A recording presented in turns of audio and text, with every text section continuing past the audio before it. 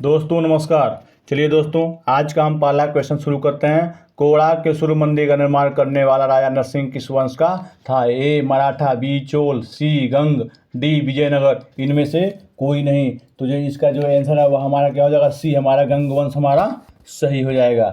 अब चलते हैं नेक्स्ट क्वेश्चन की तरफ। गोपद क्या है? तो गोपद क्या है? तो गोपद एक ब्राह्मण क्या है? ब्राह्मण से संबंधित है। तो ये हमारा सही हो जाएगा। अब चलते हैं तीसरे क्वेश्चन। वासनेयी किस वेद से संबंधित है? तो इसका जो आंसर है ऋग्वेद, सामवेद, यजुर्वेद, अथर्ववेद। इनमें से कोई नहीं। तो ये तीसरा का जो आंसर है वह हमारा यजुर्वेद हमारा सही हो जाएगा। सी हमारा सही हो जाएगा। अब चलते हैं चौथे क्वेश्चन की तरफ। प्राचीन भारत के किस वंश ने सर्वाधिक सोने के सिक्के चलाए? ए गुप्त, बी कुषाण, सी मौर्य, डी चोल, ई इनमें से कोई नहीं। तो जो ए हमारा है ए गुप्त हमारा सही हो जाएगा। अब चलते हैं पांचवें क्वेश्चन की तरफ।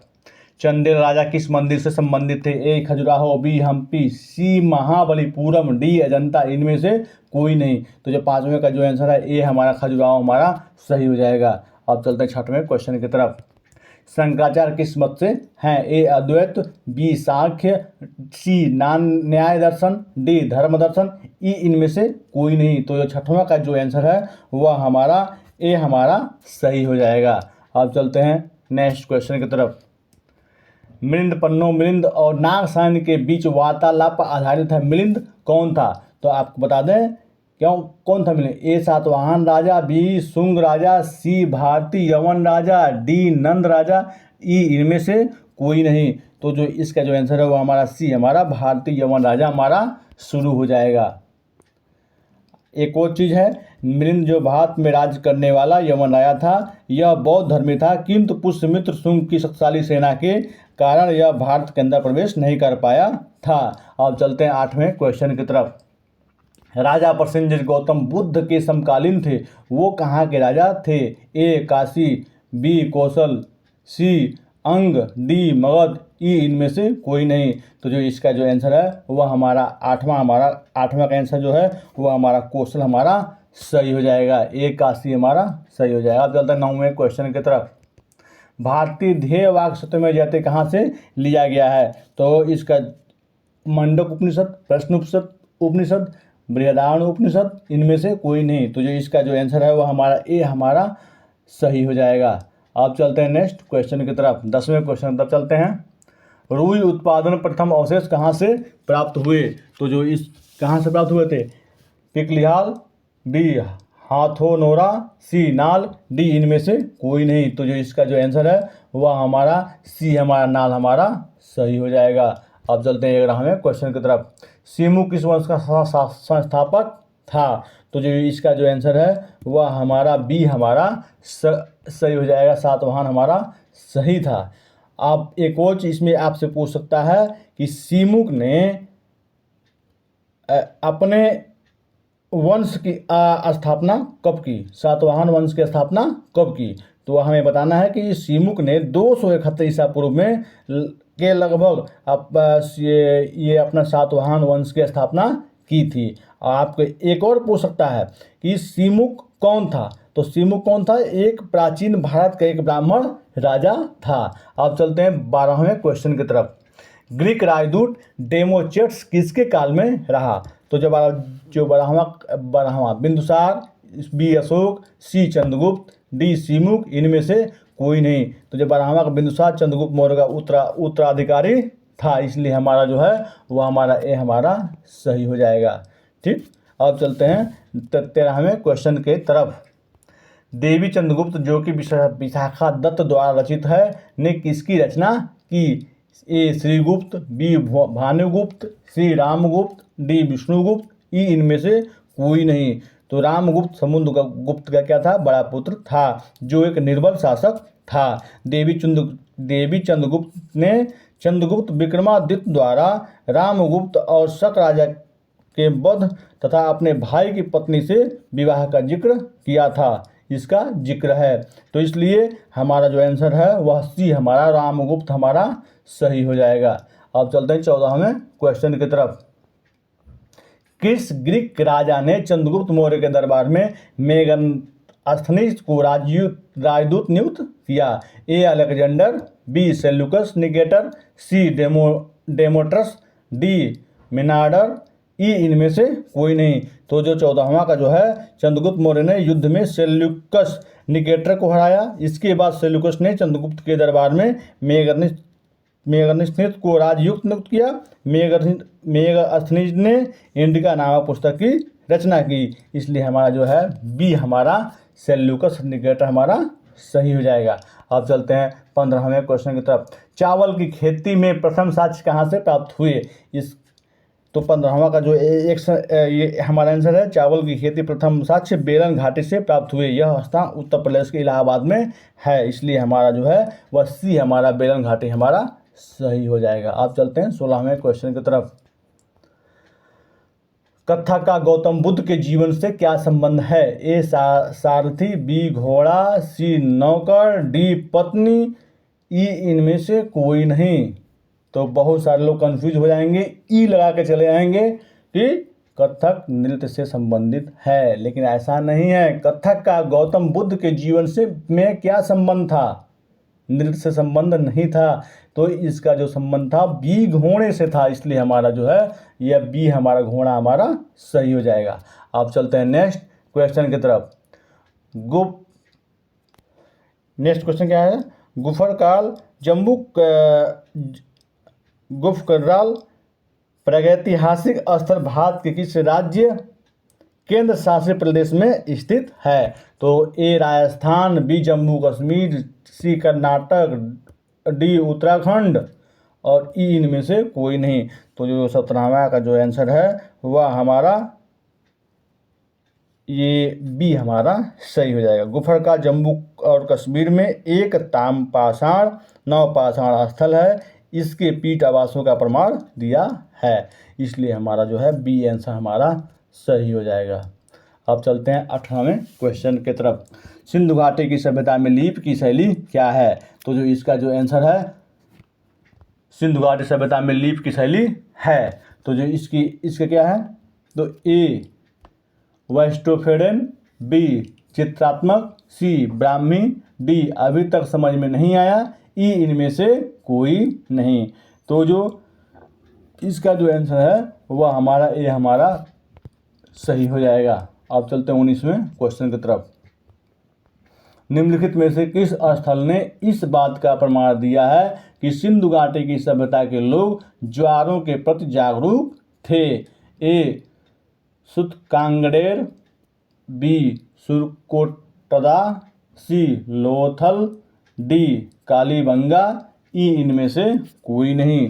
तो जो इसका जो आंसर है वह लोथल के लोग ज्वार भाटे से परिचित थे। लोथल भोगवा नदी के किनारे गुजरात में स्थित है तथा इसे ही बंदरगाह शहर के नाम से जाना जाता था। इसलिए हमारा जो है यह हमारा सी हमारा लोथल हमारा सही हो जाएगा। अब चलते हैं 20वें क्वेश्चन की तरफ। ऋग्वेद में वितस्ता शब्द निम्नलिखित में से किस नदी का प्राचीन नाम था? तो जो 20वां का जो आंसर है, ऋग्वेद काल में झेलम को वितस्ता, चिनाव को अस्किनी, व्यास को विपाशा, रावी को पुरुषणी और सतलज को शतुद्री कहा जाता था। इसलिए हमारा जो है इसका हमारा सी हमारा झेलम हमारा सही हो जाएगा। ये झेलम हमारा सही हो जाएगा। ये अपना एक चीज़ बता दें आपको। अब चलते हैं नेक्स्ट क्वेश्चन की तरफ। नेक्स्ट क्वेश्चन क्या है? ऋग्वैदिक काल की अर्थव्यवस्था के बारे में कौन सा कथन असत्य है?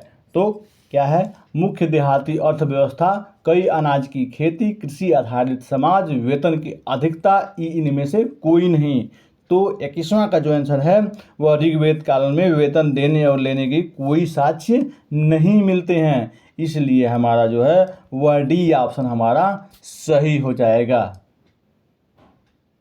ठीक, अब चलते हैं 22वें क्वेश्चन की तरफ। निम्नलिखित में से किस काल में तांबे का सर्वप्रथम प्रयोग किया गया था? ए पाषाण काल, बी मध्यकाल, सी नियोलिथिक, डी ताम्र, ई इनमें से कोई नहीं। तो इसका जो जो आंसर क्या होगा आपसे बताइए। इसका जो आंसर, ताम्र पाषाण काल में उन धातुओं का प्रयोग देखा गया जिसमें तांबा सबसे पहले था। ताम्र पाषाण काल को नवपाषाण काल के नाम से भी जाना जाता है। इसलिए यहाँ पे हमारा एक और क्वेश्चन भी बन सकता है कि ताम्र पाषाण काल को किस नाम से जाना जाता है। तो इसका आंसर क्या होगा, नवपाषाण काल भी हमारा आंसर हमारा हो जाएगा। इसलिए इसका जो आंसर है, निम्नलिखित में से किस काल में तांबे का सर्वप्रथम प्रयोग किया गया, इसका जो है हमारा आंसर हमारा डी, हमारा ताम्र हमारा सही हो जाएगा। अब चलते हैं 23वें क्वेश्चन की तरफ। निम्नलिखित में से किस धातु का उपयोग उत्तर वैदिक कालीन लोगों के द्वारा किया जाता था। ए टीन, बी लेड, तीसरा सिल्वर, चौथा कांच। नीचे दिए गए कूट से सही विकल्प का चयन कीजिए। केवल एक और दो, बी केवल 2 और 3, सी केवल 1 2 3। क्वेश्चन को सही देख लें। डी 1 2 3 और 4, ई इनमें से कोई नहीं। आप एक बार क्वेश्चन और ठीक से देख लें। निम्नलिखित में से किस धातु का उपयोग उत्तर वैदिक कालीन लोगों के द्वारा किया जाता था। ए टीन, दूसरा लेड, तीसरा सिल्वर, चौथा कांस्य। इसमें कूट में से चुनना है। ए क्या कह रहा है, 1 और 2, बी क्या कह रहा है 2 और 3, सी क्या कह रहा है 1 2 और 3, डी क्या कह रहा है 1 2 3 और 4। आप फिर से इसको देख लें। तो चलते हैं नेक्स्ट, इसका आंसर की तरफ चलते हैं। तो जो इसका 23वां का जो हमारा आंसर होगा वह हमारा डी, हमारा 1 2 और 3 और 4 हमारा सही हो जाएगा। अब चलते हैं नेक्स्ट क्वेश्चन की तरफ। बुद्ध ने परिनिर्वाण किस उम्र में प्राप्त किया था। 24वां क्वेश्चन बहुत ही बेहतरीन क्वेश्चन है, आप लोग इसका स्क्रीनशॉट भी रख लीजिएगा। तो बुद्ध ने परिनिर्वाण किस उम्र में प्राप्त किया था। गौतम बुद्ध ए 70, बी 75, सी 80 और डी 85, इनमें से कोई नहीं। आप जानते हैं गौतम बुद्ध ने अपना पहला उपदेश कहाँ दिया था, सारनाथ में दिया था। 80 वर्ष की आयु में उन्होंने अंततः कुशीनगर ठीक में परिनिर्वाण को प्राप्त किया। ऐसा माना जाता है कि उनके अंतिम शब्द थे, सभी निश्चित चीज़ें क्षय होती हैं और परिश्रम से प्रयास की जाती हैं। तो इसका जो आंसर है वह हमारा सी, हमारा 80 हमारा सही हो जाएगा। अब चलते हैं 25वें के क्वेश्चन की तरफ। शाक्य वंश के बारे में निम्नलिखित में से कौन सा कथन सही है। यह नेपाल की सीमा के पास था। महात्मा बुद्ध की माता इसी कबीले की थी। इनका एकात्मक संविधान था। चौथा, शाक्य की राजधानी कपिलवस्तु थी। आप सभी इसको एक बार ठीक से देख लें। नीचे दिए गए कूट से सही विकल्प का चयन कीजिए। तो इसका चयन करना है। तो ए केवल 1, बी 1 और 4, सी ए 3 और 4, डी 1 2 3 4। आप फिर से देख लें। केवल 1 और 2, केवल 1 सही है कि 1 और यह नेपाल की सीमा के पास स्थित है। शाक्य की राजधानी कपिलवस्तु थी। 1 और 4 कह रहा है। 3 और 4 क्या कह रहा है, इसका एक एकात्मक संविधान था। शाक्य की राजधानी कपिलवस्तु थी। या आपका सी सही होगा या चारों सही होगा। 1 2 3 4 ये सब सही होंगे। तो जो इसका जो आंसर है वह क्या होगा, 25वां का आंसर क्या होगा। तो जो इसका आंसर है वह हमारा 1 और 4 हमारा सही हो जाएगा। ये हमारा बी आंसर हमारा सही हो जाएगा हमारा। अब चलते हैं नेक्स्ट क्वेश्चन की तरफ। ये वज्र महाजनपद का राजा कौन था। ए प्रसेनजीत, बी शिशुपाल, सी चेतक, डी उदयन, ई इनमें से कोई नहीं। तो जो इसका 26वां का जो आंसर है वह हमारा सी, हमारा चेतक हमारा सही हो जाएगा। चेतक विजय महाजनपद का राजा था। वज्जी की राजधानी वैशाली थी। वज्जियों को अज्ञात शत्रु ने पराजित किया। अज्ञात शत्रु ने इन्हें मगध साम्राज्य में शामिल कर लिया था। तो इसका जो आंसर है वह हमारा क्या होगा, सी हमारा सही हो जाएगा। ठीक, अब चलते हैं नेक्स्ट क्वेश्चन की तरफ, 27वें क्वेश्चन की तरफ। 6ठी शताब्दी ईसा पूर्व में बाजार को क्या कहा जाता था? तो इसका बहुत इंपॉर्टेंट क्वेश्चन है ये 27वां। आप सभी से निवेदन है कि आप इसका स्क्रीनशॉट जरूर रखिएगा। तो इसका जो आंसर क्या होगा? नागरिका, बी महानगर, सी निगम, डी राजधानी, ई इनमें से कोई नहीं। तो 27वां का तो आपको बता दें 600 से 300 ईसा पूर्व के दौरान एक बाजार शहर जो ग्राम और नगर के बीच एक मध्यवर्ती स्तर पर था को निगम कहा जाता था। क्या कहा जाता था? निगम कहा जाता था। इन बाजारों में अक्सर व्यापारियों की भीड़ लगी रहती थी, इसलिए हमारा जो है वह सी ऑप्शन हमारा सही हो जाएगा। अब चलते हैं 28वें क्वेश्चन की तरफ। निम्नलिखित में से कौन से कारक हैं जिन्होंने मगध को अन्य सभी महाजनपदों पर अपना प्रभुत्व स्थापित करने में मदद की? पहला, मगध की भौगोलिक स्थिति। दूसरा, सबसे अमीर लौह भंडार। तीसरा, राजगीर और पाटलिपुत्र दोनों ही राजनीतिक बिंदुओं पर स्थित थे। नीचे दिए गए कूट से सही विकल्प का चयन कीजिए। केवल एक, बी के 1 और 3, सी केवल 2 और 3, डी 1, 2 और 3। आप देख लें, केवल 1 में क्या कह रहा है? मगध की भौगोलिक स्थिति कह रहा है। 1 और 3 में क्या कह रहा है? मगध की भौगोलिक स्थिति और राजगीर पाटलिपुत्र दोनों ही राजनीतिक बिंदुओं पर स्थित थे कह रहा है। और सी क्या कह रहा है? 2 और 3 कह रहा है। तो सबसे अमीर लौह भंडार और राजगृह और पाटलिपुत्र दोनों ही राजनीतिक बिंदु पर स्थित थे, और 1, 2 और 3 या तीनों। तो इसका जो आंसर क्या होगा? तो इसका जो आंसर है 28वें का जो हमारा आंसर हो जाएगा वह क्या होगा? तो 28वें का आंसर जो है वह हमारा क्या होगा? इसका सही आंसर बताएं क्या होगा? देख के बताएं। इसका जो आंसर है कुछ हमको इसमें त्रुटि दिखती है, इसलिए इसको जो है वो अगले भाग में हम लोग चर्चा कर लेंगे इस पर। अब चलते हैं नेक्स्ट क्वेश्चन की तरफ। 29वें क्वेश्चन की तरफ चलते हैं। डायोमेकस ने मगध के निम्नलिखित में से किस शासक के दरबार का दौरा किया था? ए घनानंद, बी चंद्रगुप्त मौर्य, सी बिंदुसार, डी अशोक, ई इनमें से कोई नहीं। तो जो 29वां का जो क्या होगा आंसर? डायोमेक्स चंद्रगुप्त मौर्य के पुत्र और उत्तराधिकारी बिंदुसार अमित्रा घाट के राजदूत के रूप में आए थे। वह मेगस्थनीस के साथ समकालीन समाज और राजनीति के बारे में महत्वपूर्ण जानकारी प्रदान करता था। उसे एंटिओकस प्रथम द्वारा भेजा गया था, इसलिए जो हमारा है यह सी हमारा बिंदुसार हमारा सही हो जाएगा। अब चलते हैं 30वें क्वेश्चन की तरफ।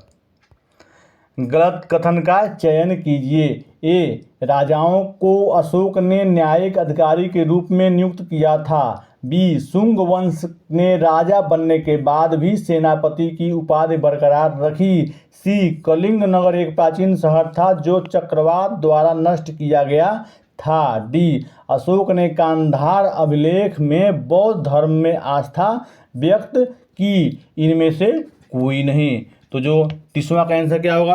तो 30वां का जो हमारा आंसर हो जाएगा वह क्या है? 30वां का आंसर जल्दी देखिए।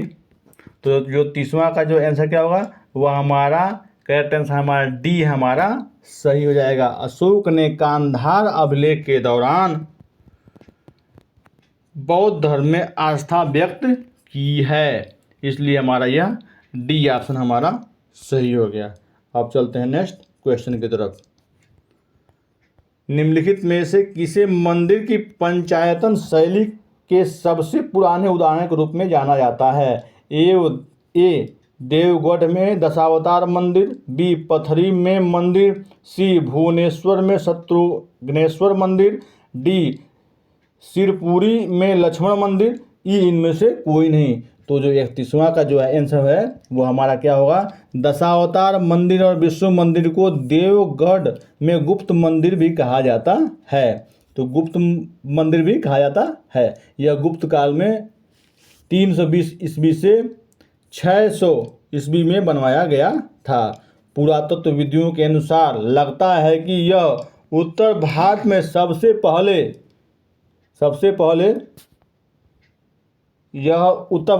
पहले ज्ञात पंचायतन शैली का मंदिर है। पंचायतन शैली वह शैली है जो मुख्य मंदिर 4 सहायक मंदिरों से घिरा होता है।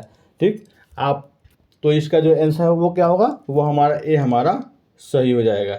ये हमारा ए हमारा सही हो जाएगा। देवगढ़ दशावतार हमारा सही हो जाएगा। अब चलते हैं नेक्स्ट 32वें क्वेश्चन की तरफ चलते हैं। निम्नलिखित में से कौन गुप्तों के सहायक प्रमुख थे? तो जो 32वां का जो आंसर क्या होगा, जो 32वां का जो आंसर है, मैत्रक गुप्तों के सहायक प्रमुख थे। उन्होंने गुजरात के सौराष्ट्र क्षेत्र पर शासन करते हुए पश्चिमी भारत में एक स्वतंत्र राज्य की स्थापना की। वे 8वीं शताब्दी के मध्य तक शासन करते रहे। इसलिए हमारा जो है सी हमारा मैत्रक हमारा सही हो जाएगा।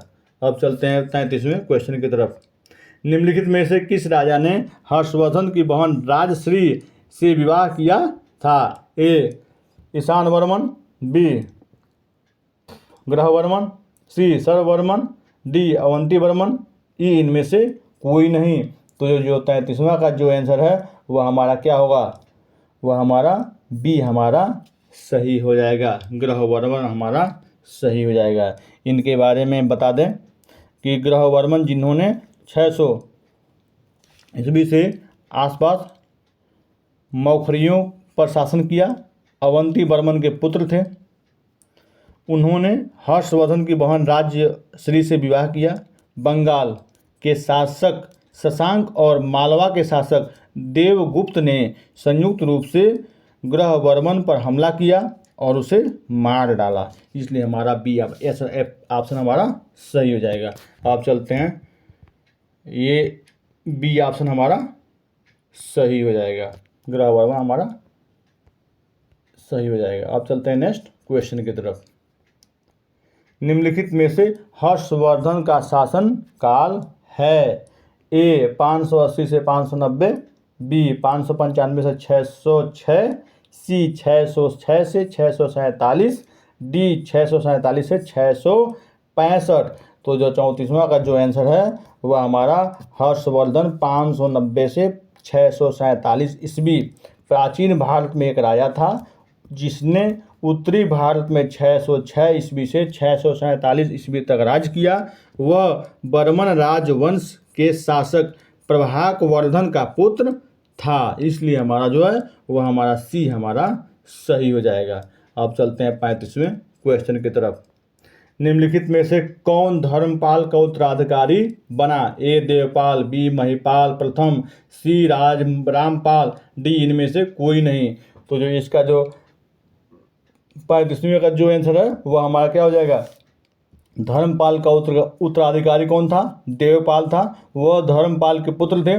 देवपाल एक कुशल शासक था क्योंकि उसने न केवल अपने पिता के विरासत में मिले क्षेत्रीय को बरकरार रखा बल्कि उनका विस्तार भी किया। इसलिए हमारा जो है वह हमारा ए हमारा देवपाल हमारा सही हो जाएगा। अब चलते हैं 36वें क्वेश्चन की तरफ।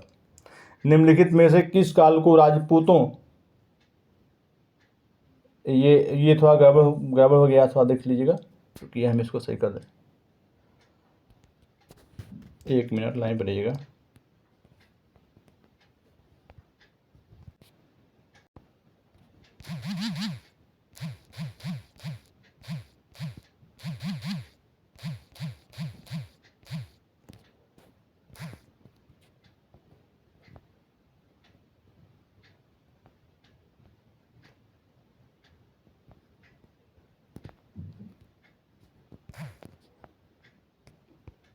तो ये चलिए सही हो गया। निम्नलिखित में से किस काल को राजपूतों का काल माना जाता है? ए 600 ईस्वी, डी 800 ईस्वी से 1000 ईस्वी, सी 647 ईस्वी से 1200 ईस्वी, डी 540 से 870 ईस्वी। ई इनमें से कोई नहीं। तो जो 36वां का जो आंसर है वह हमारा सी हमारा 647 ईस्वी से 1200 ईस्वी हमारा सही हो जाएगा। अब चलते हैं नेक्स्ट क्वेश्चन की तरफ। नेक्स्ट क्वेश्चन क्या कह रहा है 37वां। निम्नलिखित में से किसने 4वीं शताब्दी ईस्वी में दक्षिण कर्नाटक में शासन किया और पल्लवों के समकालीन थे? 37वां कंदव वंश, बी गंग वंश, सी चेर वंश, डी कालभ्रव वंश, ई इनमें से कोई नहीं। तो आपको बता दें इसका जो आंसर है, गंग वंश पल्लवों के समकालीन था। उन्होंने 14वीं शताब्दी ईस्वी में दक्षिण कर्नाटक पर शासन किया। उनका राज्य पूर्व में पल्लवों और पश्चिम के कदम्बों के बीच था। इसलिए जो हमारा जो है आंसर है वह हमारा बी हमारा सही हो जाएगा, गंग वंश हमारा सही हो जाएगा। अब चलते हैं 38वें क्वेश्चन की तरफ। निम्नलिखित में से कौन धत्त प्रदीप के लेखक थे? बहुत ही इंपॉर्टेंट क्वेश्चन है, आप सभी इसका स्क्रीनशॉट जरूर रखिएगा। 38वां का, तो 38वां का जो है आंसर हमारा क्या होगा? मैत्रेय रचित एक बौद्ध लेखक और भारत के पूर्वी भाग से संबंधित एक प्रसिद्ध व्याकरणकार थे जो 12वीं शताब्दी के मध्य में रहते थे। वह धत्त प्रदीप के लेखक भी हैं। इसलिए क्या होगा? इसका आंसर जो है हमारा सी हमारा सही हो जाएगा। आप चलते हैं 39वें क्वेश्चन की तरफ। निम्नलिखित में से कौन सा राजा दंत दुर्ग का उत्तराधिकारी बना? 39वां का जो आंसर है वह हमारा बी हमारा कृष्ण प्रथम हमारा सही हो जाएगा। इसके बारे में बहुत ही विस्तार से चर्चा की जाएगी क्योंकि यह बहुत लंबा चैप्टर है। चलिए 40वें क्वेश्चन की तरफ चलते हैं। बाद के चालुक्य राजा सोमेश्वर प्रथम निम्नलिखित में से किस वर्ष सिंहासन पर बैठा? 40वां का क्वेश्चन है। तो सोमेश्वर प्रथम 1042 ईस्वी में सिंहासन पर बैठा। सोमेश्वर प्रथम के शिलालेखों से में कहा गया है कि उसने युद्धक में चोल राजा राजेंद्र को मार डाला और उसने उत्तराधिकारी को तोड़ दिया।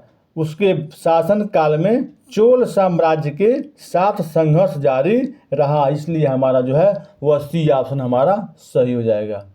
अब चलते हैं 41वें क्वेश्चन की तरफ। बृहमानस निम्नलिखित में से किसके द्वारा लिखा गया था? ए भास्कराचार्य, बी नागार्जुन, सी मनु, डी बलभद्र, ई इनमें से कोई नहीं।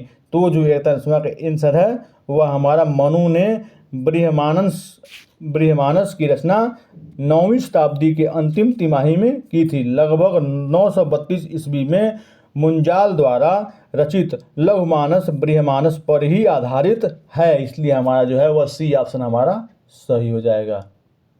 अब चलते हैं 42वें क्वेश्चन की तरफ। निम्नलिखित में से किसने वातापी कोंगड़ा की उपाधि को अपनाया? तो जो इसका जो आंसर है वह हमारा क्या होगा? 42वां का आंसर ठीक से क्वेश्चन पढ़िए। निम्नलिखित में से किसने वातापी कोंगड़ा की उपाधि को अपनाया? तो जो इसका जो है हमारा बी आंसर हमारा नरसिंह वर्मन हमारा सही हो जाएगा।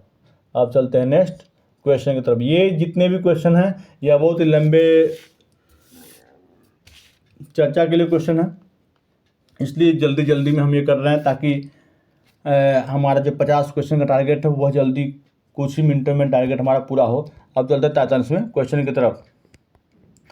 निम्नलिखित में से किस राजा के शासनकाल के दौरान बीजापुर जिले के पट्टाकल में संगमेश्वर के मंदिर का निर्माण किया गया था? ए विजयादित्य, बी विक्रमादित्य प्रथम, C Vikramaditya second, D Pulakeshin second, E इनमें से कोई नहीं। तो जो 43वें का जो आंसर है वह हमारा क्या होगा? 696 ईस्वी से 733 ईस्वी तक दक्कन चालुक्यों पर शासन करने वाला राजा विजयादित्य ने बीजापुर जिले के पट्टाडकल में वलजेश्वर के नाम से शिव के महान मंदिर का निर्माण किया। उसने अब संगमेश्वर, उसे क्या कहा था? उसे अब संगमेश्वर कहा जाता है। इसलिए हमारा जो ऑप्शन है वह विजयादित्य हमारा सही हो जाएगा। अब चलते हैं 44वें क्वेश्चन की तरफ। निम्नलिखित में से किस शताब्दी में चोल वंश का अंत हो गया था? इसे इस क्वेश्चन का आप सभी लोग जानते हैं। 12वीं शताब्दी, 13वीं शताब्दी, 14वीं शताब्दी, 15वीं शताब्दी, इनमें से कोई नहीं। तो जो 14वां का जो आंसर है वह, इसका जो आंसर है वह हमारा बी हमारा 13वीं शताब्दी में हमारा सही हो जाएगा। आप सभी से निवेदन है कि अभी तक जिन्होंने मेरा चैनल लाइक सब्सक्राइब नहीं किया है वो अभी लाइक कर लें, सब्सक्राइब कर लें और शेयर कर लें। अपने दोस्तों को सभी को शेयर करें। चलिए अभी हम चलते हैं 45वें क्वेश्चन की तरफ।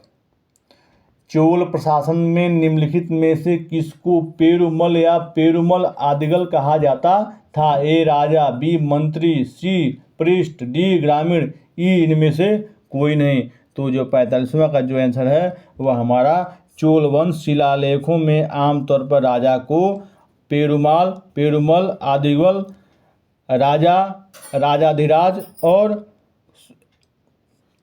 ये कुइमीकोडन कहा जाता है। राजा के पास उसे सलाह देने के लिए एक मंत्रिपरिषद थी, इसलिए जो इसका जो आंसर है वह हमारा ए हमारा राजा हमारा सही हो जाएगा।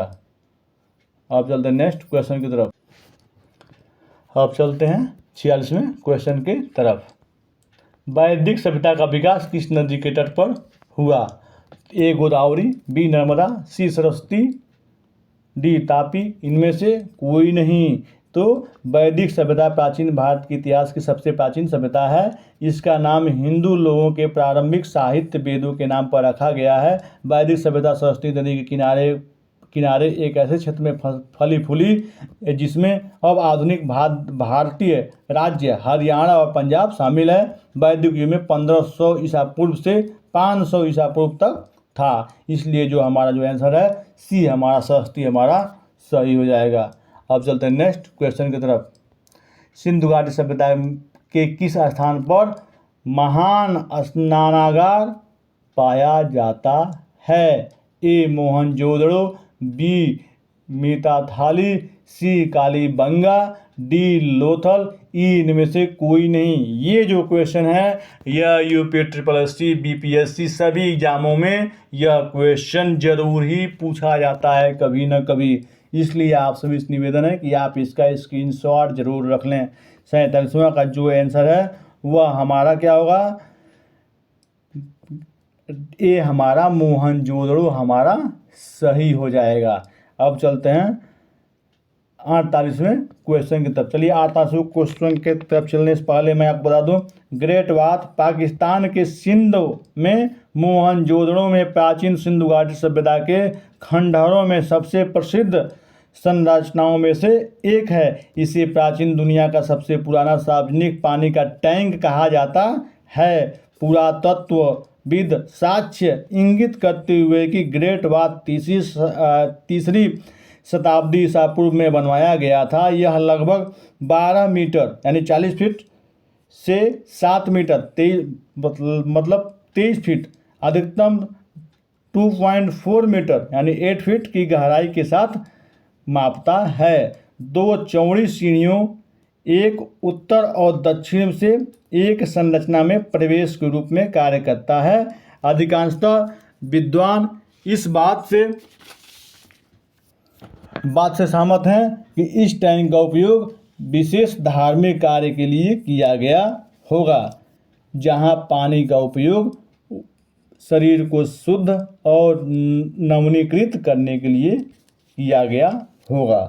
अब चलते हैं 48वें क्वेश्चन की तरफ।